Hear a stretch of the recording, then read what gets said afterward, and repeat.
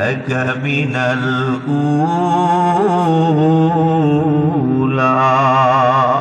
ও হাবিব আমার, আপনার জন্য দুনিয়ার থেকে আখিরাত বড় উত্তম। এইটা শুধু নবীর জন্য না রে উম্মত, এটা আমার আর আপনার জন্য আল্লাহ তাআলা শোনায় দিলেন।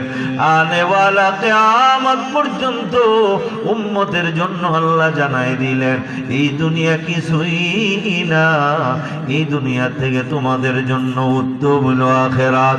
ও দুনিয়াদার বাবারা, ও ঘরের মালিক, ও পয়সাওয়ালা, ও জমিনওয়ালা ভাই, এই দুনিয়াটা কিছুই না। কত মানুষ রাতের বেলা মাহফিল শুনে ঘরে যাইয়া ঘুমায়, সকাল বেলা ডাইকার উঠাইতে পারে না। ডাক্তার আনার পর ডাক্তার পরীক্ষা করে বলে আর তো দুনিয়ায় লোকটা নাই, এখন থেকে আরো 2 ঘন্টা আগে দুনিয়ার থেকে বিদায় হয়ে গেছে। কত যুবক ভাই মার কাছ থেকে বইলা বিদায় নিয়ে বাবা বাজারে যায়, ওই আবার বাজার থেকে ফিরে আসে, কিন্তু বাবা লাশ হইয়া ফিরে আসে। এই দুনিয়াটা কিছুই না রে বাবা,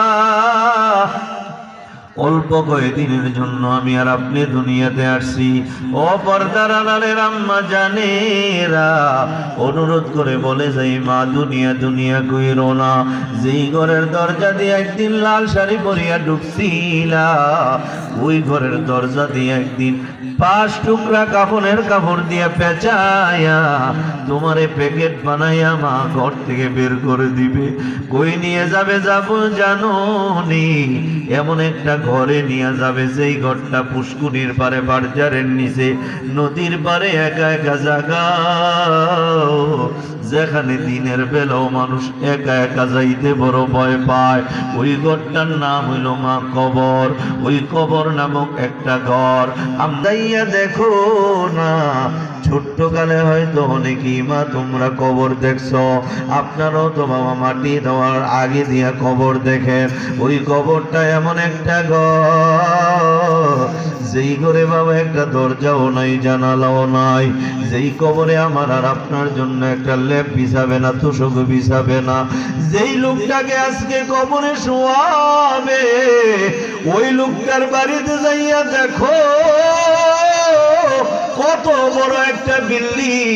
ওই বিল্ডিং এর দোতলায় পুরাটা বাবার উপর টাইলস করা, কত সুন্দর বাড়ি।